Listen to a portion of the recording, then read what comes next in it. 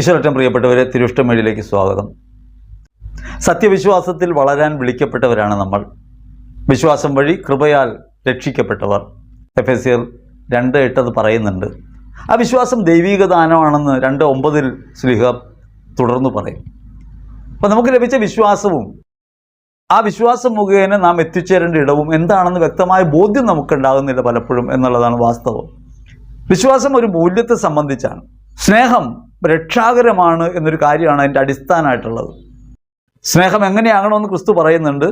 യോഹന്നാൻ സുവിശേഷം 15-ാം അധ്യായത്തിൽ 13-ാം തിരുവചനത്തിൽ വ്യക്തമായിട്ട് പറയാണ്, സ്നേഹിതർക്ക് വേണ്ടി ജീവൻ ബലിയർപ്പിക്കുന്നതിനേക്കാൾ വലിയ സ്നേഹമില്ല. ഭൂമിയിൽ നാം ജീവിക്കുമ്പോൾ അവരന് വേണ്ടി ജീവിക്കണമെന്നും അവരന് വേണ്ടി മരിക്കുന്നതാണ് യഥാർത്ഥത്തിൽ രക്ഷാകരമെന്നും പഠിപ്പിക്കുന്ന വിശ്വാസമാണ് ക്രൈസ്തവ വിശ്വാസം. യേശുക്രിസ്തുവിൻ്റെ മനുഷ്യാവതാരവും കുരിശുമരണവും ഉദ്ധാനവും വിശ്വാസത്തിൻ്റെ അടിസ്ഥാന നിലപാടായി നിൽക്കുന്നു. വിശ്വാസത്തിൻ്റെ അടിസ്ഥാന കേന്ദ്രങ്ങളായ 5 കാര്യങ്ങൾ പ്രധാനപ്പെട്ടതാണ്. അങ്ങനെ യേശുക്രിസ്തുവിലുള്ള വിശ്വാസം വഴി ദൈവിക കൃപയുടെ ഭാഗമാണ് നമ്മൾ തിരിച്ചറിയുകയും നമ്മുടെ ജീവിതം ഇവിടം കൊണ്ട് അവസാനിക്കില്ല, അത് അനശ്വരമായ ഒന്നിലേക്ക് നമ്മെ വിളിക്കുന്നുണ്ട് എന്ന ബോധ്യത്തിൽ ജീവിക്കാൻ വേണ്ടിയാണ് വിശ്വാസം. എന്നാൽ വിശ്വാസം ആനുകാലിക ലോകത്ത് എങ്ങനെയാണ് വിശദീകരിക്കപ്പെടുന്നത്? അത് പലപ്പോഴും നിങ്ങൾ ചോദിക്കുന്നവ നൽകുന്ന ഒരാളാണ് ദൈവം എന്ന നിലയ്ക്കാണ്. ദൈവം നമുക്ക് സമസ്തവും നൽകുന്നവനാണ്. സമസ്തവും നൽകുന്ന ദൈവം നമ്മുടെ പിതാവാണ്. അങ്ങനെ പിതാവായ ദൈവം നമുക്ക് സമസ്തവും നൽകിയിട്ടുണ്ടെങ്കിൽ മക്കളായ നമ്മൾ പിതാവായ ദൈവത്തോട് സ്നേഹമുള്ളവരാണെങ്കിൽ സഹോദരങ്ങളോടുള്ള സ്നേഹത്തിൽ ജീവിച്ചുകൊണ്ടാണത് വെളിപ്പെടുത്തേണ്ടത്. അതല്ലാതെ നമ്മുടെ ആവശ്യങ്ങൾ നിറവേറ്റാനുള്ള കേവലം മൂർത്തി സങ്കല്പമായി ദൈവത്തെ തരം താഴ്ത്തരുത്. നിങ്ങൾ ആലോചിച്ച് നോക്കിയാൽ കേരളത്തിൻ്റെ പശ്ചാത്തലത്തിൽ തന്നെ ആലോചിച്ച് നോക്കിക്കോളൂ. എല്ലാവരെയും സ്നേഹിക്കണം, നമ്മൾ സഹോദരങ്ങളാണ്, ഒരു പിതാവിൻ്റെ മക്കളാണ് എന്ന് പറയുന്ന വിശ്വാസത്തിൽ ജീവിക്കുന്നു എന്ന് പറയുമ്പോൾ തന്നെ നമുക്ക് നമ്മുടെ ചുറ്റുപാടിലുള്ള പല സമുദായങ്ങളും ശത്രുക്കളായി വരുന്നു. ദ്രോഹിക്കുന്നവരെ പോലും സ്നേഹിക്കണം, നിങ്ങളെ നിന്ദിക്കുന്നവർക്ക് വേണ്ടി പ്രാർത്ഥിക്കണം, നിങ്ങളെ ശപിക്കുന്നവരെ അനുഗ്രഹിക്കണം, ഒരു ചെകിട തടിച്ചാൽ മറു ചെകിട് കാണിച്ചു കൊടുക്കണം എന്ന് പഠിപ്പിച്ചിട്ട് നമ്മൾ എന്താ ചെയ്തുകൊണ്ടിരിക്കണേ? നിങ്ങൾ ഓർത്ത് നോക്കിയേ, സഭയുടെ ആരംഭത്തിൽ മുതൽ ഇതുണ്ട്. കോൺസ്റ്റന്റൈൻ ചക്രവർത്തി ഒരു യുദ്ധം ജയിക്കാൻ വേണ്ടി കുരിശിനെ അടയാളമാക്കി വയ്ക്കുന്നു. ഒരു ദർശനത്തിൻ്റെ പേരിലാണ്. ദർശനം എങ്ങനെയാ? ഒരു കുരിശ് കാണുന്നു, അതിൻ്റെ താഴെ കോൺകർ ബൈ ദിസ് എന്ന് കാണുന്നു. കുരിശിൻ്റെ അർത്ഥം എന്താ? കുരിശിന് 2 അർത്ഥങ്ങളാണുള്ളത്. ഒന്നത് ശാപത്തിൻ്റെ അടയാളമാണ്, അത് ക്രിസ്തു രക്ഷയുടെ അടയാളമാക്കി മാറ്റി. അങ്ങനെ രക്ഷയുടെ അടയാളമായി കുരിശ് മാറുന്നത് ഒരു പരിവർത്തന ദശയിലൂടെയാണ്. കുരിശ് സഹനത്തിൻ്റെ സമഗ്രമായ അടയാളം. കുരിശ് സഹനം വഴി രക്ഷയുടേതായിട്ട് മാറുന്നു. ആ രക്ഷയുടേതായിട്ട് മാറുന്ന സഹനത്തിൻ്റെ കുരിശ് കാണുമ്പോൾ അത് ശത്രുവിനെ നിഗ്രഹിക്കാനുള്ളതാണെന്ന് ഒരാൾക്ക് തോന്നുന്നു. അതിന് യുദ്ധത്തിന് മുൻപിൽ കുരിശൊരടയാളമാക്കി വയ്ക്കുന്നു. നമ്മൾ പലപ്പോഴും അങ്ങനെയാണ്. ശത്രുവിനെ സൃഷ്ടിച്ചെടുക്കുന്നു, എന്നിട്ട് നമ്മുടെ വിശ്വാസം കൊണ്ട് അതിനെ എതിർക്കാൻ നോക്കുന്നു. കുരിശ് യുദ്ധമുണ്ടാകുന്നു. സഹോദരനെ നിഗ്രഹിക്കാൻ ഒരു കാരണം കണ്ടെത്തുകയാണ്. അത് മനുഷ്യൻ്റെ ഒരു പരിമിതിയാണ് കേട്ടോ. ഇതിപ്പോൾ ഒരാളെ കുറ്റം പറയാനോ ഒരു കാലഘട്ടത്തെ കുറ്റം പറയാനോ ഒന്നുമല്ല. ഇതൊക്കെ സംഭവിച്ചിട്ടുണ്ടെന്നറിയാൻ വേണ്ടിയാണ്. ഇന്നും അങ്ങനെയാണ്. ശത്രുപക്ഷത്തെ ആളെ നിർത്താൻ വേണ്ടി വ്യഗ്രത എന്തൊക്കെ കാര്യങ്ങൾ നമുക്ക് കാണാം. അങ്ങനെയാണല്ലോ ജിഹാദുകൾ, പലതരം പ്രശ്നങ്ങളൊക്കെ ഉണ്ടായി വരുന്നത്. അവരെന്നെ പുറത്ത് നിർത്തി എക്സ്ക്ലൂസീവായിട്ട് പരിവർജകത്വ സ്വഭാവമുള്ള ഒന്നായിട്ട് മാറാൻ ശ്രമിക്കും. മതത്തിൻ്റെ സ്വഭാവരൂപം കൈക്കൊള്ളാൻ ശ്രമിക്കും. എത്ര നന്മ പറഞ്ഞാലും ആ നന്മ അവസാനം പോയി എത്തിച്ചേരുന്നത് ഇത്തരം മതസ്വരൂപങ്ങൾക്കകത്താണ്. നമ്മളൊരു വിശ്വാസത്തിൽ ജീവിക്കുന്നു. ആ വിശ്വാസത്തിൽ ഇങ്ങനെ ജീവിച്ച് കുറേ കഴിയുമ്പോൾ നമുക്ക് തോന്നുന്നത് ഈ വിശ്വാസത്തിൽപ്പെടാത്ത കുറേ ആളുകൾ നമ്മൾ വേറെ കാണും.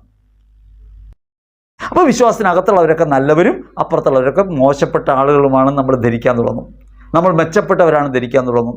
ഇങ്ങനെ അപരത്വ നിഷേധം എന്ന് പറയുന്നത് സ്വാഭാവികമായി വന്നുകൂടുന്നൊരു തിന്മയാണ്. മനുഷ്യൻ്റെ ഒരു പരിമിതിയാണ്. ആ പരിമിതിയെ ജയിക്കാൻ ക്രിസ്തുവിനെ ജീവിതത്തിൽ നാഥനായി സ്വീകരിക്കുകയാണ് വിശ്വാസം യഥാർത്ഥത്തിൽ ചെയ്യേണ്ടത്. പക്ഷേ പിഴവ് പറ്റാം. ഇപ്പം ജ്ഞാനോദയം വന്നല്ലോ. ഇമ്മാനുവൽ കാൻ്റൺ ജ്ഞാനോദയത്തിൻ്റെ കാലത്ത് മനുഷ്യനാണ് മൂല്യം, man is the measure of all things എന്ന് പറയും. എല്ലാറ്റിൻ്റെയും കേന്ദ്രം മനുഷ്യനാണ്. അങ്ങനെ മനുഷ്യത്വം ഭയങ്കരമായിട്ട് എൻലാർജ് ചെയ്യപ്പെടുന്നു, അതിനെക്കുറിച്ച് ഭയങ്കരമായി വ്യാഖ്യാനിക്കപ്പെടുന്നു. അങ്ങനെ വന്ന് ഒടുവിൽ എമ്മാനുവൽ കാന്റൺ പറയുന്നത് ആഫ്രിക്കക്കാരൻ മനുഷ്യനല്ലെന്നാണ്. അവനെ പോത്തിനെ തല്ലണം, വടികൊണ്ട് തല്ലണമെന്ന് എമ്മാനുവൽ കാന്റൺ, മനുഷ്യത്വം പരമപ്രധാനമാണെന്ന് പറഞ്ഞു തുടങ്ങിയ ഒരാൾ അവസാനം എത്തിച്ചേരുന്ന നിഗമനം അതാണ്. അപ്പം നമ്മളൊരു ആശയം പറയുമ്പോൾ, നമ്മൾ വിശ്വാസത്തിൽ ജീവിക്കുമ്പോൾ അതിനെതിരായവരെയൊക്കെ ശത്രുക്കളായി പരിഗണിക്കുന്ന നീചമായ ഒരു ബോധം നമ്മുടെ അകത്ത് തന്നെയുണ്ട്. അതുകൊണ്ട് നാം അല്ലാത്തവരെ എത്രത്തോളം ഉൾക്കൊള്ളാൻ കഴിയുന്നു എന്നതാണ് സ്നേഹമെന്ന് തിരിച്ചറിയണം. അതാണ് വിശ്വാസമെന്ന് തിരിച്ചറിയണം. സഭ എന്നത് നമ്മൾ കാണുന്ന കത്തോലിക്ക സഭ എന്ന് പറയുന്ന കുറേ പള്ളികളും സ്ഥാപനങ്ങളും കേന്ദ്രങ്ങളും പുരോഹിതരും അൽമായരും ഒക്കെ ഉൾക്കൊള്ളുന്ന ഒരു സമൂഹവും ഒക്കെയായ ഒന്നായി മാത്രം സഭയെ പരിമിതപ്പെടുത്തി കാണരുത്. സഭയിൽ പ്രധാനമായും 2 ഭാഗങ്ങളുള്ളത് എന്തൊക്കെയാണ്? ഒന്ന്, യേശു ക്രിസ്തുവിൽ വിശ്വാസം ഏറ്റുപറഞ്ഞവരും തിരിച്ചറിഞ്ഞ് ഏറ്റുപറഞ്ഞവരും. 2, തിരിച്ചറിയാത്തവരും. ലോകത്തുള്ള സകല മനുഷ്യരും യേശു ക്രിസ്തുവിൽ വിമോചിതരായ ആളുകളാണ്. യേശു ക്രിസ്തു സകല ജനത്തിൻ്റെയും ദൈവമാണ്. അതല്ലാതെ ഞാൻ യേശു ക്രിസ്തുവിൽ വിശ്വസിക്കുന്നത് കൊണ്ട് എനിക്ക് എന്തെങ്കിലും പ്രത്യേകതയുണ്ടെന്ന് കരുതരുത്. ഞാനൊരു വെളിച്ചം തിരിച്ചറിഞ്ഞു, ഞാൻ ആ വഴിയെ നടക്കുന്നു. ഞാൻ ആ വെളിച്ചം സ്വീകരിക്കുമ്പോൾ ആ വെളിച്ചം പടർത്താൻ എൻ്റെ ജീവിതം കൊണ്ട് എനിക്ക് കഴിയാണ് വേണ്ടത്, അല്ലാതെ അപരത്വത്തെ നിഷേധിക്കുകയല്ല. മറ്റുള്ളവർക്ക് വേണ്ടി ആയിത്തീരാനാണ് ഞാൻ വിളിക്കപ്പെട്ടതെന്നും ശിഷ്യത്വത്തിലേക്ക് വന്നതെന്നും അതുകൊണ്ട് ക്രിസ്തുവാകുന്ന ശരീരത്തിൻ്റെ ഭാഗമായി ഞാൻ നിരന്തരം ലോകരക്ഷയ്ക്ക് വേണ്ടി അർപ്പിക്കപ്പെടുകയാണെന്നും ബോധ്യമുണ്ടായാൽ രക്ഷാനുഭവം എനിക്കുണ്ടാകുകയും ആ രക്ഷയിലേക്ക് അനേകർക്ക് പ്രവേശിക്കാൻ വാതിൽ തുറന്നു കൊടുക്കുകയും ചെയ്യും. പകരം ചെയ്തുകൊണ്ടിരിക്കുന്നത് എന്താ? ഞാനും നീയുമെന്ന് 2 തട്ടാക്കി തിരിക്കാനുള്ള ഒരു മാർഗമാക്കി വിശ്വാസത്തെ മാറ്റുന്നു. അവിടെ അത് മതസ്വരൂപം കൈക്കൊള്ളുന്നു, ആചാരസ്വരൂപം കൈക്കൊള്ളുന്നു. പലപ്പോഴും ആചാരങ്ങളുടെ പുറകെയാണ്. വിശ്വാസം എന്താണ്? അത് കേവലം കുറേ ആചാരങ്ങളായിട്ട് തെറ്റിദ്ധരിക്കപ്പെടുന്നു. എന്നാൽ ചെയ്യുന്ന കാര്യങ്ങളെക്കുറിച്ച് വല്ല ബോധമുണ്ടോ? ചെയ്യുന്ന ആചാരങ്ങൾ എന്താണ്? ഈ അനുഷ്ഠാനങ്ങൾ, ആചാരങ്ങൾ, ഇതിൻ്റെയൊക്കെ പുറകെ പോകുന്ന എന്തിനാണെന്ന് വല്ല ബോധമുണ്ടോ? ഇപ്പം നമ്മൾ നിസ്സാരം ആലോചിക്കുക. ദേവാലയത്തിൽ പോകുന്നു, മെഴുകുതിരി കത്തിക്കുന്നു. മെഴുകുതിരി കത്തിക്കുന്നതിൽ വലിയ അർത്ഥമില്ലെന്ന് പള്ളിക്കാർക്കറിയാം. അതുകൊണ്ട് അവരവിടെ പാത്രം വെച്ചിട്ടുണ്ട്. കത്തിക്കാൻ കൊണ്ടിരുന്ന മെഴുകുതിരികൾ കത്തിക്കണമെന്നില്ല, ഇതിലിട്ടാലും മതി. മെഴുകുതിരി കത്തിക്കുന്നത് എന്തിനാ? നമ്മൾ വിചാരിക്കുന്നത് 2 തിരി കത്തിച്ച മാതാവിന് ഇത്തിരി പ്രീതി ഉണ്ടാവുന്ന. ഇത് നമ്മുടെ വിശ്വാസത്തിൻ്റെ ഭാഗമേ അല്ല, ഒരു അധമബോധമാണ്. ദൈവം സംപ്രീതനാകും എന്നുള്ളത്. ദൈവം സംപ്രീതനായത് യേശുക്രിസ്തുവിലാണ്. ദൈവം എപ്പോഴും സംപ്രീതനാണ്. നമ്മൾ എന്തെങ്കിലുമൊക്കെ തെറ്റ് ചെയ്യുമ്പോൾ അവിടെ ഇരുന്ന് ശടിക്കുകയോ കരയോ, ദൈവം കരയുന്നു എന്നൊക്കെ പറയണം ചില ആളുകൾ. മനുഷ്യൻ്റെ വികൃതി കണ്ടിട്ടേ. ഞാൻ മുമ്പൊരിക്കൽ പറഞ്ഞിട്ടുണ്ട്, ഞാൻ പള്ളിക്കുന്നിൽ അച്ഛനോട് ചോദിച്ചു, അച്ഛൻ ഞാനിങ്ങനെ തെറ്റൊക്കെ ചെയ്യുമ്പോൾ ദൈവത്തിന് വേദനിക്കില്ലേ? അപ്പം അച്ഛൻ എന്നോട് ചോദിച്ചത്, നിൻ്റെ മടിയിൽ നിൻ്റെ കുട്ടി ഇരിക്കുന്നു, നിന്റെ താടിയെ പിടിച്ച് വലിക്കുന്നു, നിനക്ക് വേദന എടുക്കുമോ? ഞാൻ പറഞ്ഞ്, അതൊക്കെ എൻ്റെ കുട്ടിയല്ലേ, നീ എന്ത് ചെയ്യും? ഞാൻ എന്ത് ചെയ്യാനാ? എൻ്റെ മൂത്ത കുട്ടിക്ക് ചെറിയ പ്രായത്തിൽ ഭയങ്കര വാശിയുണ്ടായിരുന്നു. അപ്പോൾ വാശി കൂടുമ്പോൾ അവൾ ഭയങ്കരമായിട്ട് ദേഷ്യപ്പെടുമ്പോൾ അല്ലെങ്കിൽ കരയുമ്പോൾ ഒക്കെ ഞാൻ എൻ്റെ ഉള്ളം കൈ അവളുടെ വായിലേക്ക് വെച്ച് കൊടുക്കും, കൈപ്പത്തി. അവൾ ഭയങ്കരമായിട്ട് കടിക്കും. കടിച്ച് അമർത്തി കടിച്ചു കഴിയുമ്പോൾ അവൾക്കൊരു ആശ്വാസവും. അപ്പോൾ ഒരു കടി കഴിയുമ്പോൾ ചോദിക്കും, എങ്ങനെയുണ്ട്, കുറഞ്ഞോ? അപ്പോൾ കുറഞ്ഞില്ല, തുടങ്ങി ഒന്നും കൂടി വെച്ച് കൊടുക്കും. ദൈവം എന്ന് പറയുന്നത് നിങ്ങൾ വിചാരിക്കുന്നത് പോലെ ഒരു ദൈവം മനുഷ്യനായി ഭൂമിയിൽ വന്നു എന്നത് മനുഷ്യത്വത്തിൻ്റെ സമ്പൂർണതയിലാണ്, നമ്മുടെ ഭാവത്തിലല്ല, നമ്മുടെ സ്വാർത്ഥത്തിൻ്റെ ഭാവത്തിലല്ല ദൈവം, അസഹിഷ്ണുതയിലല്ല ദൈവം, കോപിഷ്ഠനായ ഒരാളല്ല ദൈവം.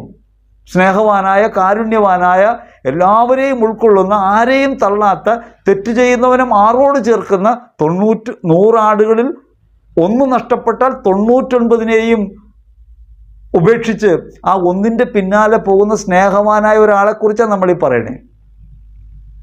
നിങ്ങൾ പറയുന്ന ദൈവത്തിന് കാരുണ്യമില്ലെങ്കിൽ, ക്ഷമയില്ലെങ്കിൽ, സ്നേഹമില്ലെങ്കിൽ, എല്ലാവരെയും ഉൾക്കൊള്ളാനാവില്ലെങ്കിൽ പാഴാണ് ആ ദൈവം. അപ്പോൾ നമ്മൾ പറഞ്ഞുകൊണ്ടിരിക്കുന്നത് ഇപ്പോൾ എങ്ങനെയാന്ന് വെച്ചാൽ, വിമർശിക്കാൻ പാടില്ല, എതിർക്കാൻ പാടില്ല, സംശയം ഉണ്ടാകാൻ പാടില്ല, നമ്മൾ കണ്ണടച്ച് ഇരുട്ടാക്കി ജീവിച്ചോളണം. അങ്ങനെയല്ല വിശ്വാസം പഠിപ്പിക്കുന്നത്. വിശ്വാസം പഠിപ്പിക്കുന്നത് അങ്ങനെയല്ല. വിശ്വാസം യഥാർത്ഥത്തിൽ യേശുക്രിസ്തുവിലേക്ക് എത്തിച്ചേരാനുള്ള വഴി തുറക്കലാണ് ഓരോ സംശയവും, ഓരോ ചോദ്യവും. കൂടുതൽ കൂടുതൽ വെളിച്ചത്തിലേക്ക് വരുമ്പോഴാണ് ക്രിസ്തുവിനെ നമുക്ക് അനുഭവിക്കാൻ കഴിയുക. അവിടെ നിന്ന് നമ്മെ സ്വന്തമാക്കിയിരിക്കുന്നു. നാം ഇനിയും അവിടുത്തെ സ്വന്തമാക്കിയിട്ടില്ല എന്ന് പറയുന്ന ഞാനല്ല, പൗലോസ്ലീഹയാണ്. അപ്പോൾ ക്രിസ്തുവിനെ സ്വന്തമാക്കാൻ കൂടുതൽ വെളിച്ചത്തിലേക്ക് വരാൻ, സ്നേഹത്തിൻ്റെ പരിപൂർണതയിലേക്ക് വരാൻ, ക്ഷമയിലേക്ക് വരാൻ നിരന്തരമായ പരിശ്രമമായി മാറേണ്ട ഒരു വിശ്വാസ സരണി കേവലാചാരത്തിൽ കുടുങ്ങിപ്പോകുന്നു. മെഴുകുതിരി കത്തിക്കണ കാര്യം ഞാൻ പറഞ്ഞല്ലോ. എന്തിനാണെന്നറിയാതെ കത്തിച്ചുകൊണ്ടിരിക്കുകയാണ്. മെഴുകുതിരി കത്തിക്കാൻ എങ്ങനെയാണ് തുടങ്ങിയത്? ആദ്യം സ്റ്റാൻഡൊന്നും ഉണ്ടായിരുന്നില്ല കേട്ടോ. ഞാനിത് ചിന്തിക്കാനിടയായത്, ഒരു സഹോദരൻ ഒരിക്കൽ ദേവാലയത്തിൽ വന്ന് കയ്യിൽ മെഴുകുതിരി പിടിച്ചു നിന്നിട്ട് പ്രാർത്ഥിക്കുന്നു. ഞാനിതിപ്പോൾ അദ്ദേഹം കുത്തിവെക്കും, ഇപ്പം അദ്ദേഹം കുത്തിവെക്കുന്നു വെച്ചിട്ട് അദ്ദേഹം കുത്തിവെക്കുന്നില്ല. അത് ഒരു 10-15 മിനിറ്റോളം ആ മെഴുകുതിരി കത്തിത്തിരുന്നോളം പ്രാർത്ഥിച്ചിട്ട് പോയി. ആദ്യകാലത്ത് അങ്ങനെയായിരുന്നു, മെഴുകുതിരി കത്തിച്ച് പിടിച്ച് പ്രാർത്ഥിക്കും. എന്താണ് മെഴുകുതിരി കത്തിച്ച് പിടിച്ച് പ്രാർത്ഥിക്കണേ? ഇപ്പോൾ പരിശുദ്ധ അമ്മയുടെ അല്ലെങ്കിൽ ഒരു വിശുദ്ധൻ്റെ മുമ്പിലാണ് തിരി കത്തിച്ച് പിടിച്ച് പ്രാർത്ഥിക്കണമെന്ന് വിചാരിക്കും. എന്തിനാ അത് പ്രാർത്ഥിക്കണേ? ഞാൻ ഇതുപോലെ ഉരുകിക്കൊള്ളാം എന്ന് പറയാൻ വേണ്ടിയാണ്. നമ്മൾ മെഴുകുതിരി കത്തിക്കണേ എന്തിനാ? നട്ടുച്ചയ്ക്ക് മെഴുകുതിരി കത്തിക്കുന്നു ഒരു തിരുസ്വരൂപത്തിന് മുമ്പിൽ. പകലും കണ്ണു കാണാൻ പാടില്ലെന്ന് വിചാരിച്ചിട്ടാണോ? ഈ പ്രതിമ, ഈ തിരുസ്വരൂപം ജീവനുള്ള ഒന്നാണെന്ന് വിചാരിച്ചിട്ടാണോ? തെറ്റിദ്ധരിക്കുകയാണ് യാതൊരു യുക്തിയുമില്ലാതെ. തിരുവനന്തപുരത്താണെന്ന് തോന്നുന്നു, മെഡിക്കൽ കോളേജിൻ്റെ മുമ്പിൽ അമ്മയുടെയും കുഞ്ഞിൻ്റെയും പ്രതിമ ഇരിപ്പുണ്ടായിരുന്നു. അവിടെ സ്ത്രീകൾ പ്രസവിക്കുന്നതിന് വേണ്ടി ആരോ ഒരാൾ, പ്രസവത്തിന് കൊണ്ടുവന്ന ആരോ ഒരാൾ ഒരു തിരി കത്തിച്ചു. പിന്നെ ആളുകളൊന്നും തിരി കത്തിക്കാൻ തുടങ്ങി. അവരാരൊക്കെയാണോ അത് ഈ കാണുന്നതെന്നറിയില്ല. പ്രത്യേകിച്ച് ആരുടെയും രൂപമല്ല, അമ്മയും കുഞ്ഞുമാണ്. അപ്പോൾ ചിലർ വിചാരിച്ചിട്ടുണ്ടാവും മാതാവ് ഉണ്ണീശ്വരൻ എന്ന് വിചാരിച്ചിട്ടുണ്ടാവും, വേറെ ആളുകൾ വേറെ തരത്തിൽ കരുതിയിട്ടുണ്ടാവും. എന്തായാലും ഒരു അത്ഭുത രൂപമാണെന്ന് വിചാരിച്ചിട്ട് എല്ലാവരും കത്തിക്കാൻ തുടങ്ങി. കുറച്ച് നാളങ്ങൾ കഴിഞ്ഞപ്പോൾ അവിടെ ഒരു ബോർഡ് വെച്ചു, ഇത് ഒരു മതത്തിൻ്റെയോ ഒരു വിശ്വാസത്തിൻ്റെ ഭാഗമല്ല, ഒരു പ്രതിമ മാത്രമാണ്, ഇവിടെ തിരി കത്തിക്കരുത്. അതൊന്നും ജനം കേട്ടില്ല, തിരി കത്തിക്കൽ തുടർന്നു. ഞാൻ നോർത്ത് ഇന്ത്യയിലായിരിക്കുമ്പോൾ അവിടെ ദിവ്യകാരുണ്യ ആരാധന 40 ദിവസത്തെ ആരാധന നടക്കുകയാണ്. അപ്പോൾ ഈ ആരാധനയ്ക്ക് നാട്ടുകാരൊക്കെ വളരെ അപൂർവം പേരേ വരുള്ളൂ. കേരളത്തിൽ നിന്ന് 4 പേര് നിരന്തരമായി പ്രാർത്ഥിച്ചുകൊണ്ടിരിക്കുകയാണ്. ആ രൂപതയ്ക്ക് വേണ്ടി പ്രാർത്ഥിക്കാൻ പോയതാണ്. അങ്ങനെ പ്രാർത്ഥിച്ചുകൊണ്ടിരിക്കുമ്പോൾ ഇതിനൊക്കെ കൈകാര്യം ചെയ്തിരുന്ന അച്ഛൻ വലിയ കഷ്ടത്തിലാണ്. കാരണം എല്ലാ ദിവസവും മെഴുകുതിരി 24 മണിക്കൂർ കത്തണം, എണ്ണത്തിരി കത്തണം. ഇതിനൊക്കെ എവിടെ നിന്നാ പോകാം? അത് രൂപത വലിയ സഹായമൊന്നും ചെയ്യുന്നില്ല താനും. അപ്പോൾ എന്തു ചെയ്യും? അപ്പോൾ അങ്ങനെയായപ്പോൾ അച്ഛൻ പരാതി പറഞ്ഞു, മെഴുകുതിരിയൊക്കെ കത്തിക്കുമ്പോൾ സൂക്ഷിച്ച് കത്തിക്കും, മെഴുകുതിരി ഇല്ല. ഞാൻ പറഞ്ഞു, അച്ഛൻ വിഷമിക്കേണ്ട, ജനമല്ലേ ഉള്ളത്, എങ്ങനെ ജനത്തെ ഉപയോഗിക്കാമെന്ന് പറഞ്ഞാൽ മതി. ഞാൻ പറഞ്ഞു, അവിടെ തേങ്ങ പ്രധാനപ്പെട്ട ഒരു കാഴ്ച വസ്തുവാണ്. അപ്പോൾ തേങ്ങയിൽ വിളക്ക് വയ്ക്കും, തേങ്ങ പൊട്ടിച്ചിട്ട് അതിൽ എണ്ണ ഒഴിച്ച് തിരി കത്തിക്കുന്ന സ്വഭാവമുണ്ട്. അപ്പം ഞാൻ അച്ഛനോട് പറഞ്ഞു, കുറച്ച് തേങ്ങ, ഒരു 3-4 തേങ്ങ വേണം, കുറച്ച് മെഴുകുതിരി വേണം, കുറച്ച് ചന്ദനത്തിരി വേണം. കുന്തിരിക്കമല്ല നമ്മൾ ഉപയോഗിക്കുന്നത്, ഇപ്പോൾ കുന്തിരിക്കൊക്കെ ആയിട്ടുണ്ട്, ചന്ദനത്തിരികളാണ്. അപ്പോൾ കുറച്ച് ചന്ദനത്തിരി വേണം, കുറച്ച് എണ്ണയുടെ കുപ്പിയും വേണം, 2-3 എണ്ണ കുപ്പിയും വേണം. അതൊക്കെ അച്ഛൻ സംഘടിപ്പിച്ചു തന്നു. ഞാനിതെല്ലാം കൊണ്ടുപോയി ദിവ്യകാരുണ്യത്തിന് താഴെ വെച്ചു. പിറ്റേ ദിവസം മുതൽ വരുന്ന ആളുകൾ തേങ്ങ കൊണ്ടിരുന്നു, മെഴുകുതിരി കൊണ്ടിരുന്നു, എണ്ണ കൊണ്ടിരുന്നു. ഒന്നും മിണ്ടണ്ട, ഒന്നും പറയണ്ട. ഒരു കാര്യത്തെ, ഒരു സൂത്രത്തെ, അതെന്താണെന്ന് പോലും ആലോചിക്കാതെ അതിൻ്റെ പുറകെ പോരുന്നു. ഇന്നലെ ചെയ്തോ ഒരു അബദ്ധം ഇന്നത്തെ ആചാരമാകാം, നാളത്തെ ശാസ്ത്രമതാകാം. കുമാരനാശൻ പറയൂലേ, ഇതിങ്ങനെ മാറിപ്പോവും. അപ്പം അതുകൊണ്ട് നമ്മൾ തിരിച്ചറിയേണ്ടതുണ്ട്, വിശ്വാസം കേവലാചാരമല്ല. ആചാരങ്ങളുടെ അകത്ത് പോലുമുള്ള അകക്കാമ്പിനെ തിരിച്ചറിയാതെയാകുമ്പോൾ അതൊരു ദുരാചാരമാകും. ഇപ്പം മെഴുകുതിരി കത്തിക്കുക എന്നുള്ളത് എന്തോ ഒരു കാര്യമായിട്ട് കരുതി കത്തിച്ചുകൊണ്ടിരിക്കുകയാണ്. ആർക്കും ഉപകാരമില്ലാതെ കുറേ തിരികൾ കത്തിയെരിയുന്നു എന്നല്ലാതെ ഒന്നും സംഭവിക്കുന്നില്ല. ഇനി തെറ്റിദ്ധാരണകളിലേക്കും പോയി, തിരി കത്തിച്ചാൽ മാതാവ് അനുഗ്രഹിക്കും എന്ന് വിചാരിക്കുന്നവരുണ്ട്. മാതാവ് അനുഗ്രഹിക്കും, ദൈവമാണ് അനുഗ്രഹിക്കുന്നത്, മാതാവല്ല. 2 തരം അനുഗ്രഹങ്ങളാണുള്ളത്. പിതാക്കന്മാരുടെ ഭാഗത്തിൽ അനുഗ്രഹമുണ്ട്, ആശിസ്സുകളുണ്ട്. ദൈവം അനുഗ്രഹിക്കുന്ന വെച്ചാൽ കൂടെ വരുന്നു എന്നാണ്. ദൈവാനുഗ്രഹമൊന്നും നമ്മൾ വിചാരിക്കുന്നത് പോലും യഥാർത്ഥ അർത്ഥത്തിലല്ല, മൂല്യത്തിൽ നിന്ന് മാറിപ്പോവാണ്. ദൈവം അനുഗ്രഹിക്കുക എന്ന് വെച്ചാൽ കൂടെ വരിക എന്നാണ്. മോശ പറയുമല്ലോ, ഞങ്ങളുടെ കൂടെ വന്നില്ലെങ്കിൽ ഞങ്ങൾ പോവില്ല, കൂടെ വരിക എന്നാണ് അനുഗ്രഹം. അതുകൊണ്ടാണ് കുർബാന കഴിഞ്ഞ് പോകാൻ നേരത്തെ ആശീർവദിച്ച് പറഞ്ഞു വിടുന്നത്, കൂടെ വരുന്നു എന്നാണ്. പക്ഷെ നമ്മൾ കരുതിയിട്ടുള്ള അങ്ങനെയൊന്നുമല്ല. ദൈവാനുഗ്രഹം എന്ന് വെച്ചാൽ കാശ് കിട്ടുക, ലോട്ടറി അടിക്കുക, ജോലി കിട്ടുക, മക്കളുണ്ടാവുക, രോഗന്മാർ, അതൊക്കെ ദൈവാനുഗ്രഹം. ഇതൊക്കെ ഇല്ലാത്തവരൊക്കെ ശപിക്കപ്പെട്ടവർ. അപ്പോൾ അതുകൊണ്ട് ആചാരം എന്ന് പറയുന്നത് എന്താണെന്ന് തിരിച്ചറിയണം. നമ്മൾ പല കാര്യങ്ങളും, വെഞ്ചിരിപ്പ് പോലും, ആശീർവാദങ്ങൾ പോലും, ഭവനത്തിൻ്റെ ആശീർവാദം പോലും എന്താണെന്ന് അറിയാതെയാണ്, ആശീർവദിക്കുമ്പോൾ എന്ത് സംഭവിക്കുമെന്ന് അറിയാതെയാണ്, ഈ കല്ലും മരമൊക്കെ ശരിയാവുമെന്ന് വിചാരിച്ചിട്ടാണോ ഇത് ചെയ്യുന്നത്? അപ്പോൾ അതുകൊണ്ട് വിശ്വാസം എന്നതിന് ഒരു വലിയ മൂല്യച്യുതി സംഭവിക്കുന്നുണ്ട്. അടിസ്ഥാന ഭാവമായ മൂല്യങ്ങൾ നഷ്ടപ്പെടുന്നു. സ്നേഹത്തിൽ അധിഷ്ഠിതമാകണമെന്ന് ക്രിസ്തു പഠിപ്പിക്കുമ്പോൾ ആ സ്നേഹം എന്താണ് എന്ന് വ്യാഖ്യാനിക്കുന്നതിൽ പിഴവ് വരുന്നു. അതുകൊണ്ട് മറ്റുള്ളവരെ സ്നേഹിക്കരുത് എന്ന് പറയുന്ന സ്വഭാവം ഉണ്ടാകുന്നു. ഇപ്പം നമ്മൾ തന്നെ നമ്മുടെ വീട്ടിലെ കുട്ടികൾ ആളുകളെ കൂട്ടിച്ചേരുമ്പോൾ എന്താ പറയാറ്? നല്ലവരായിട്ട് കൂടാൻ പാടുള്ളൂ, ഇല്ലേ? നല്ലവരായിട്ട് കൂടാൻ പാടുള്ളൂ, മോശം കൂട്ടൊന്നും കൂടരുത്. യേശുക്രിസ്തു ആരുടെ കൂട്ടുകാരനായിരുന്നു? ക്രിസ്തുവിനെയാണ് അനുകരിക്കണമെങ്കിൽ യേശുക്രിസ്തു ആരുടെ കൂട്ടുകാരനായിരുന്നു? യേശുക്രിസ്തു വേശ്യകളുടെയും പാപികളുടെയും ചുങ്കക്കാരുടെയും കൂട്ടുകാരനായിരുന്നു. അത് പറഞ്ഞിട്ടാണ് യഹൂദർ അന്ന് അവനെ ആക്ഷേപിച്ചിരുന്നത്. നമ്മുടെ കുട്ടികൾ ക്രിസ്തുവിൽ വളരണമെങ്കിൽ നീ അവരോട് കൂട്ടുകൂടരുതെന്ന് പറയണോ, നീ എല്ലാവരോടും കൂട്ടുകൂടണമെന്ന് പറയണോ? ഏതായിരിക്കണം നമ്മൾ പറയേണ്ടത്? അപ്പം നമ്മൾ ചോദിക്കും ഉടനെ തന്നെ, ബ്രദറിന് അങ്ങനെയൊക്കെ പറയാം, ബ്രദറിൻ്റെ മക്കളൊക്കെ വലുതായി പോയല്ലോ, ബ്രദറിന് ഇനി എന്ത് വേണമെങ്കിലും പറയാം. പക്ഷെ കുട്ടികൾ അങ്ങനെയൊക്കെ വിട്ടാലേ വഴിതെറ്റിപ്പോവും. വഴിതെറ്റുന്നത് കൂട്ടുകൊണ്ടല്ലെന്നേ, കൂട്ടുകൂടി അല്ല വഴിതെറ്റുന്നത്. വഴിതെറ്റുന്നത് അകത്ത് സത്യവഴി അറിയാത്തത് കൊണ്ടാണ്. സത്യമായ വഴി അകത്തറിയാത്തതുകൊണ്ട്. യേശു അകമേ ജീവിക്കുന്നുവെന്നും ക്രിസ്തുവിലാണ് നീയെന്നും നീ ദൈവത്തിൻ്റെ ദാനമാണെന്നും മറ്റുള്ളവർക്ക് വേണ്ടിയുള്ള സമ്മാനമാണെന്നും ഈ ലോകത്തിന് വേണ്ടി നീ നിന്നെ സമർപ്പിക്കാൻ വിളിക്കപ്പെട്ടിരിക്കുന്നുവെന്നും നിന്നിൽ യേശു ജീവിക്കുന്നുവെന്നും ഒരു കുഞ്ഞിനെ പറഞ്ഞ് പഠിപ്പിക്കാത്തതും അങ്ങനെ അവൻ തിരിച്ചറിയുന്നതിന് മാതൃകാപരമായൊരു ജീവിതം നയിക്കാത്തതുമാണ് കുട്ടികൾ വഴിതെറ്റുന്നതിൻ്റെ കാരണം. അല്ലാതെ ലോകത്ത് തിന്മയുള്ളത് കൊണ്ടല്ല, ലോകത്ത് തിന്മയുള്ളത് കൊണ്ടല്ല, കൂട്ടുകാരൊക്കെ മോശമായതുകൊണ്ടല്ല, നമ്മൾ ചെയ്യുന്ന പ്രവൃത്തിയുടെ ദോഷമാണ്. നിങ്ങൾ ആലോചിച്ച് നോക്കുക, നിങ്ങളുടെ വീട്ടിൽ യേശുവാണോ രാജാവ്, പണമാണോ രാജാവ്? പണം നഷ്ടപ്പെട്ടാൽ നിങ്ങളുടെ മുഖം മാറും. യേശു നഷ്ടപ്പെട്ടതുകൊണ്ട് സങ്കടമുണ്ടായി നിങ്ങളിൽ ആരെങ്കിലും വീട്ടിൽ കണ്ടിട്ടുണ്ടോ? യേശു നഷ്ടപ്പെട്ടു, സ്നേഹം നഷ്ടപ്പെട്ടു, സ്നേഹിക്കാൻ കഴിയുന്നില്ല. എത്രയോ പേരെ ശത്രുക്കളായി നമ്മൾ തന്നെ നമ്മുടെ വീടിനകത്ത് എഴുതി വച്ചിട്ടുണ്ട്. അയൽവാസി ശത്രു, സഹോദരങ്ങൾ ശത്രു, മാതാപിതാക്കൾ ശത്രു. ശത്രുക്കളെ ചൂണ്ടിക്കാട്ടിയിട്ടാണ് നമ്മൾ പറയുന്നത് സ്നേഹിക്കണമെന്ന്. എങ്ങനെയാണ് കുഞ്ഞുങ്ങളിൽ സ്നേഹം ജനിക്കുക? അപ്പം അതുകൊണ്ട് മൂല്യാധിഷ്ഠിതം എന്ന് പറഞ്ഞാൽ അകമേ മൂല്യമായി ക്രിസ്തുവുള്ളൊരു ജീവിതം ഉണ്ടാകണം. യേശുവിലാണ് ജീവിക്കുന്നത് ബോധ്യം ഉണ്ടാകണം. പണത്തെക്കാൾ ഉപരി മനുഷ്യനാണ് പ്രധാനമെന്ന് പറയണം. വസ്തുക്കളെക്കാൾ മനുഷ്യരെ സ്നേഹിക്കണമെന്ന് പറയണം. കുറവുള്ളവരെയും സ്നേഹിക്കണം, ആരെയും ഒഴിവാക്കരുതെന്ന് മക്കളെ പറഞ്ഞു പഠിപ്പിക്കാൻ പറ്റണം. അങ്ങനെയാണോ നമ്മൾ പറയണേ? കാറ്റക്കിസത്തിന് പോലും മത്സരമുള്ള കാലം ഇത്. വിശ്വാസം മാത്സര്യം എന്നത് ഒഴിവാക്കണം വിശ്വാസത്തിൽ, അല്ലേ? പക്ഷേ പഠിപ്പിക്കണ എന്താ? കാറ്റക്കിസത്തിലും മത്സരമുണ്ട്. ഒന്നാമനാകാൻ ശ്രമിക്കരുത് എന്ന് കർത്താവ് പറയുന്നു. ഒന്നാമനാകാൻ അതേ വചനം എഴുതി തന്നെ ഒന്നാമനാകാനായിട്ട് നമ്മൾ കിസ്സു നടത്തും. ഒന്നാമനാകാൻ ശ്രമിക്കരുത്, ഒന്നാമനാകാൻ ശ്രമിക്കുന്നവൻ ഏറ്റവും പിന്നിലാകണം, ആ വചനം എഴുതി തന്നെ ഒന്നാമനാകൂ എന്ന് പഠിപ്പിക്കും. അപ്പം എങ്ങനെയാണ് ആ കുട്ടി വിശ്വാസത്തിൽ വളരുക? വിശ്വാസവിരുദ്ധമായ ഒരു ലോകത്ത് നിർത്തിയിട്ടാണ്, വിശ്വാസവിരുദ്ധതയുടെ എല്ലാ മൂല്യങ്ങളും അവനിലേക്ക് കുത്തി നിറച്ചിട്ടാണ്, സ്വാർത്ഥം പകർന്നു കൊടുത്തിട്ടാണ് സ്നേഹമാണ് ദൈവം എന്ന് പറയുന്നത്. കുഞ്ഞിനത് മനസ്സിലാകില്ല, പരസ്പര വിരുദ്ധമായി പഠിപ്പിക്കുന്നു. അതുകൊണ്ട് മൂല്യമെന്ന് പറയുന്നത് നഷ്ടമുണ്ടാകുമ്പോൾ അതിൽ സന്തോഷിക്കുന്ന മനുഷ്യരായി മാറാൻ പറ്റുമ്പോഴാണ്. നമ്മൾ തന്നെ എങ്ങനെയാ പരാതി പറഞ്ഞും പരിഭവം പറഞ്ഞും കലഹിച്ചും എന്നെ സ്നേഹിക്കണം എന്ന തർക്കങ്ങൾക്കകത്ത് നിലനിൽക്കുന്ന ഒരു കുഞ്ഞിൻ്റെ ജീവിതത്തിൽ എങ്ങനെയാണ് സ്നേഹം ഒരു ഉപേക്ഷയാണെന്നും സ്നേഹം ഒരു മരണമാണെന്നും അവരന് വേണ്ടിയാണ് ജീവിക്കണമെന്നും പഠിപ്പിക്കാൻ പറ്റുക?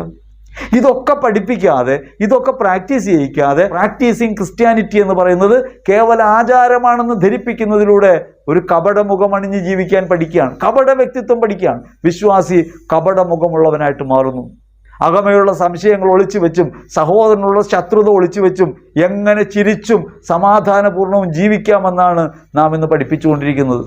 അതുകൊണ്ട് ആർത്തി പൂണ്ടവരായി മാറാൻ നിങ്ങൾ പ്രാർത്ഥിക്കൂ, ചോദിക്കുന്നതൊക്കെ തരും. ശക്തമായി ചോദിക്കൂ, സങ്കല്പിച്ച് ചോദിക്കൂ, മുട്ടിപ്പായി ചോദിക്കൂ, വചനമെഴുതി ചോദിക്കൂ, മെഴുകുതിരി കത്തിച്ച് ചോദിക്കൂ, തീർത്ഥാടനം നടത്തൂ, ധ്യാനങ്ങൾ കൂടി ചോദിക്കൂ. ഇങ്ങനെ പറഞ്ഞ് വ്യാമോഹിപ്പിക്കുന്നതല്ലാതെ നിന്റെ ദൈവം നിന്റെ ജീവിതത്തിൽ ഇടപെടും, നീ ഒരു ദൈവാനുഗ്രഹമാണ് എന്ന് ഏത് കുഞ്ഞിനോടാണ് നിങ്ങൾ പറഞ്ഞിട്ടുള്ളത്? വിശ്വാസവും രക്ഷയും സൗജന്യദാനമാണ്. നമ്മൾ ചോദിച്ചിട്ട് കിട്ടിയതല്ല, നമ്മുടെ ബലം പിടുത്തം കൊണ്ടല്ല, ഒരു ആചാരവും കൊണ്ടല്ല. യഥാർത്ഥത്തിൽ കൂദാശയല്ലോട്ടോ ഞാൻ ഉദ്ദേശിക്കുന്നത്. കൂദാശകളെല്ലാം കൂദാശകളാണ്, ആചാരങ്ങളല്ല. മാമോദീസ മുതൽ രോഗീലേപനം വരെയുള്ള കൂദാശകൾ, മാമോദീസ മുതൽ രോഗീലേപനം വരെയുള്ള കൂദാശകൾ ആചാരങ്ങളല്ല, അത് കൂദാശകളാണ് എന്ന് തിരിച്ചറിയണം.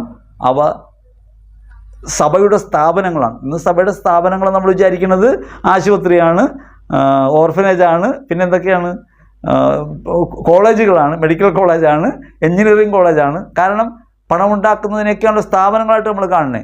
യഥാർത്ഥത്തിൽ സഭയുടെ സ്ഥാപനം കൂദാശയിലാണ്. ആ കൂദാശകളാണ് യഥാർത്ഥത്തിൽ നമുക്ക് ജീവിതത്തിൽ ആത്മീയമായ വഴിനടത്തിപ്പിന് ഉപയോഗിക്കേണ്ടത്. വാസ്തവത്തിൽ ഈ കൂദാശകളെയൊക്കെ മാനിപ്പുലേറ്റ് ചെയ്ത് ആചാരങ്ങളുമായി യോജിപ്പിക്കുന്നു. അവിടെ കുർബാനയ്ക്കിടയ്ക്ക് നിങ്ങൾ നിയോഗം വെച്ച് പ്രാർത്ഥിക്കാൻ പറയുന്നു. നിയോഗത്തിന് കാശ് മേടിച്ച് നിയോഗം വെച്ച് പ്രാർത്ഥിക്കുന്നു. സ്ഥലം വിൽക്കാൻ കുർബാന, ശാപം മാറാൻ കുർബാന, പൂർവിക ദോഷം മാറാൻ കുർബാന, ബിസിനസ് വിജയിക്കാൻ കുർബാന, പരീക്ഷയിൽ ജയിക്കാൻ കുർബാന. നിങ്ങൾ എത്ര തരം കുർബാന കണ്ടിട്ടുണ്ട്? അടുത്ത കാലത്ത് നിങ്ങൾക്കൊരു കുർബാനയും കൂടി കാണാൻ പറ്റും, ശത്രു സംഹാര കുർബാന. കാരണം ഇതൊക്കെ അഡോപ്റ്റ് ചെയ്തത് മറ്റു മതങ്ങൾ. സഭ ഒരു മതമല്ലെന്നറിയണം. മതവിശ്വാസങ്ങൾ പുലർത്തുന്ന ഏറ്റവും താഴ്ന്ന തരത്തിലുള്ള ആചാരങ്ങളെ ക്രൈസ്തവവൽക്കരിക്കാനുള്ള ശ്രമമാണ്. തുലാഭാരം നടത്തുന്നവർ കേരളത്തിലൊരു പള്ളിയിൽ ഒരു പ്രഭാതത്തിൽ ഒരു തൊട്ടിൽ പ്രത്യക്ഷപ്പെടുകയാണ്. ഒരു തൊട്ടിൽ, കുട്ടികളില്ലാത്തവർ തൊട്ടിലാട്ടിയാൽ കുട്ടിയുണ്ടാവും. ഉരുളി കമഴ്ത്തുന്നത് പോലെ. ഇനി ഉരുളി എവിടെയെങ്കിലും കമഴ്ത്തുന്നുണ്ടോ എന്ന് എനിക്കറിയില്ല കേട്ടോ. കാരണം എന്തും വരും. കർത്താവിനെ ചമ്മട്ടി അടിച്ച് വലിയ വേദനയോടെ നമ്മൾ കാണണേ അല്ലേ? ചമ്മട്ടി അടിച്ചു. അങ്ങനെ ഒരു കർത്താവിനെ വെച്ച് കാശുണ്ടാക്കുന്ന സ്ഥലം കേരളത്തിലുണ്ട്. കെട്ടപ്പെട്ട കർത്താവ് കൊല്ലത്താണ്. കുറച്ച് നാൾ കഴിയുമ്പോൾ ചമ്മട്ടി അടിച്ചാലാണ് പുണ്യം കിട്ടുക എന്ന് വെച്ച് ക്രിസ്തുവിന് ചമ്മട്ടി അടിക്കുമെന്ന് എനിക്കറിയില്ല. അവിടെ പട്ട് പതപ്പിക്കും, ചുമന്ന പട്ട്. അവർ പരിഹാസമായിട്ട് പട്ടിട്ടതാ ഇല്ലേ? ഓർക്കണില്ലേ? യേശുവിനെ പീലാത്തോസിൻ്റെ അടുത്ത് വെച്ച് ഒരു ചുമന്ന മേലങ്കി അടിക്കും. എന്തിനാണ്? പരിഹസിക്കാനാണ്. യഹൂദരുടെ രാജാവെ സ്വസ്തി എന്ന് പറഞ്ഞുകൊണ്ട് വണങ്ങി അവർ പരിഹസിച്ചതാണ്. ആ പട്ടിടുന്ന സ്ഥലം കൊല്ലത്തുണ്ട് ഒരു പള്ളിയിൽ. ആ പട്ട് പുതപ്പിക്കുന്നത് ഒരു ആചാരമാണ്, ഒരു നേർച്ചയാണ്. അത് നടത്തിയാൽ കാര്യങ്ങൾ നടക്കുമെന്ന് വിചാരിക്കണേ. ഇനി പട്ട് മാറ്റിയിട്ട് 2 ചമ്മട്ടി അടി അടിച്ചാലാണ് കർത്താവ് പ്രസാദിക്കുക എന്ന് പറയുമെന്ന് അറിയില്ല. അപ്പം ഇങ്ങനെ ഇവിടെ ഉണ്ടായിരുന്ന ആചാരങ്ങളെ, ഈ പട്ടും പൂമൂടലും ഒക്കെ ഹൈന്ദവരുടെ ഇടയിലുണ്ടായിരുന്ന ആചാരങ്ങളാണ്. അതൊക്കെ എടുത്തിട്ട് ഇപ്പുറത്തേക്ക് കയറ്റിവെക്കും. അങ്ങനെ കേവലാചാരമാണ് സഭയെന്ന് വിശ്വസിക്കുകയും ഈ ആചാരാനുഷ്ഠാനങ്ങളിലൂടെയാണ് നിങ്ങൾക്ക് ദൈവത്തെ പ്രാപിക്കാൻ കഴിയുകയെന്ന് പഠിപ്പിച്ചാൽ വാസ്തവത്തിൽ സഭ ഒരു മതരൂപത്തിലേക്ക് പ്രവേശിക്കുന്നതിൻ്റെ അടയാളമാണ്. എന്നിട്ട് തൃപ്തിപ്പെടുത്താൻ വേണ്ടി പുതിയ പുതിയ ആചാരങ്ങൾ കണ്ടുപിടിച്ചുകൊണ്ടിരിക്കണം. അപ്പോൾ തൊട്ടിൽ കണ്ടുപിടിച്ച കാര്യം ഞാൻ പറഞ്ഞല്ലോ. അപ്പോൾ തൊട്ടിലാട്ടിയാൽ കുട്ടി ഉണ്ടാവും, അതാണ് ഒരു ആചാരം. അന്ന് ഈ നടന്ന പള്ളിയുടെ രൂപത, ഈ നടന്ന പള്ളി ഒരു രൂപതയുടെ കീഴിലാണ്. ആ രൂപതയുടെ പിതാവ് വിവേകമുള്ള ഒരാളായിരുന്നു. അദ്ദേഹം ഇന്ന് ജീവിച്ചിരിപ്പില്ല. അദ്ദേഹം വളരെ ശക്തനായ ഒരാളായിരുന്നു. അതുകൊണ്ട് അദ്ദേഹം ഉടനെ ആ അച്ഛനെ വിളിച്ചിട്ട് ചോദിച്ചു, അവിടെ തൊട്ടിൽ കെട്ടിയിട്ടുണ്ടോ? അച്ഛൻ പറഞ്ഞുണ്ട്. അത് വീട്ടിൽ കൊണ്ടിട്ട് ആട്ടിക്കോളാൻ പറഞ്ഞു. തൊട്ടിൽ അപ്രത്യക്ഷമായി. അല്ലെങ്കിൽ ഇന്നും അവിടെ തൊട്ടിലുണ്ടായേനെ. ഒരു പള്ളിയിൽ കിണറിൽ നിന്ന് വെള്ളം എടുത്ത ആൾക്കാർ തല കഴുകുന്നൊരു ശീലമുണ്ട്. അപ്പോൾ ഒരു കിണർ കുത്തിയാൽ വരുന്ന ഭക്തന്മാരെ കൂടുതൽ ഉത്തേജിപ്പിക്കാം. എങ്ങനെ? വിശ്വാസത്തിൽ വളർത്താൻ നല്ല കേട്ടോ. എങ്ങനെ ട്രാപ്പിൽ നിലനിർത്താം. പക്ഷെ ആ കിണർ ഇപ്പോൾ വെറുതെ കിടക്കാണ്. നിങ്ങൾക്കറിയാലോ, വിശുദ്ധ ഔസേപ്പ് പിതാവിൻ്റെ മരണത്തിരുന്നാളിന് സദ്യ നടത്തി. എവിടെയാണ്? കണ്ണമാലിയിലാണ് സംഭവം. കണ്ണമാലിക്ക് അതൊരു ചരിത്രമുണ്ട്. പണ്ട് കോളറയൊക്കെ പിടിപെട്ട് ആളുകൾ മരിച്ചിരുന്ന, പേമാരിയൊക്കെ ഉണ്ടായിരുന്ന, വെള്ളപ്പൊക്കമൊക്കെ ഉണ്ടായിരുന്ന ഒരു കാലത്ത് അവിടെ മരണങ്ങൾ നിരന്തരമായ ഇടവകയിൽ. അങ്ങനെ നിരന്തരം ആളുകൾ മരിച്ചു. ഒരു വീട്ടിൽ തന്നെ പലരും മരിച്ചു. അടക്കാൻ പറ്റാണ്ടായി. കുഴി കുത്താൻ നിവൃത്തിയില്ല. ശവങ്ങൾ കൂട്ടിയിട്ട് കുഴിച്ചിട്ടുള്ള ഗതികേടായി. പലപ്പോഴും നായ്ക്കൾ ഈ ശവശരീര ഭാഗങ്ങളൊക്കെ വലിച്ചുകൊണ്ട് പോകുന്ന സ്ഥിതി ഉണ്ടായി. ആകെ പ്രശ്നമായി. അങ്ങനെ വലിയ ദുരിതത്തിലായ സമയത്ത് ഒരു ഞായറാഴ്ച അവിടുത്തെ പള്ളിയിൽ വികാരി അച്ഛൻ ഒരു കാര്യം പറഞ്ഞു. മാർച്ച് 19 വരെയാണ് ഔസേപ്പിതാവിൻ്റെ മരണത്തിരുന്നാളാണ്.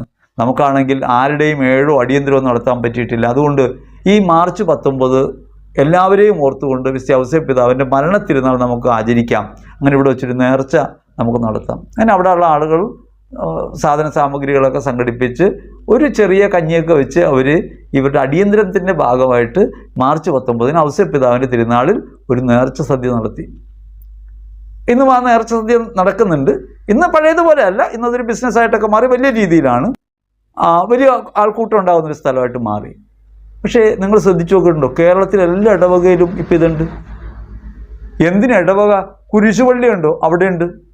മുട്ടിന് നേർച്ച സദ്യകൾ മാർച്ച് 19. ഔസേപ്പിതാവും നേർച്ച സദ്യയായിട്ട് എന്ത് ബന്ധമുള്ളത്?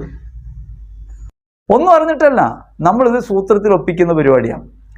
നേരത്തെ കേരളത്തിൽ മരണാനന്തര ശുശ്രൂഷകളുടെ ഭാഗമായിട്ട് നമ്മൾ ഏഴൊക്കെ നടത്തുമ്പോൾ സദ്യ നടത്തുമല്ലോ. ആ സദ്യ നടത്തുമ്പോൾ കേരളത്തിൽ ഒരിടത്ത്, വേറെ എവിടെയൊക്കെ ഉണ്ടെന്ന് അറിയില്ല, ഒരിടത്ത് മരിച്ചയാളുടെ ഫോട്ടോ വെച്ചിട്ട് അതിന് മുമ്പ് വിളക്ക് വെച്ചിട്ട് ഇലയിട്ട് ചോറ് വിളമ്പുന്നത് കണ്ടു. എന്നിട്ട് അത് ബന്ധുക്കൾ തന്നെ, ഏറ്റവും അടുത്ത ബന്ധു അത് കഴിക്കണമെന്നാണ് പറയണേ. പിന്നെ ഇതെവിടെ നിന്ന് വന്നതാ? ഇത് ക്രൈസ്തവമാണോ? ഇതിലൂടെ എന്താണ് ഉദ്ദേശിക്കുന്നത്? വിശ്വാസ വിരുദ്ധമായൊരു കാര്യം അതിനകത്തുള്ളത് അറിയുന്നുണ്ടോ?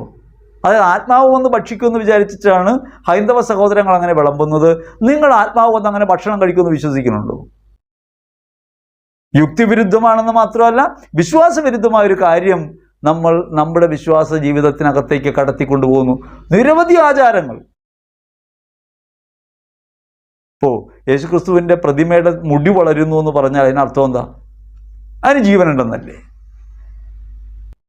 അങ്ങനെ ഒരു പ്രതിമയ്ക്ക് ജീവനുണ്ടെന്ന് വന്നാൽ അവിടെ മാത്രമാവില്ല യേശുക്രിസ്തു? അങ്ങനെ വന്നാൽ അത് വിശ്വാസവിരുദ്ധമല്ലേ?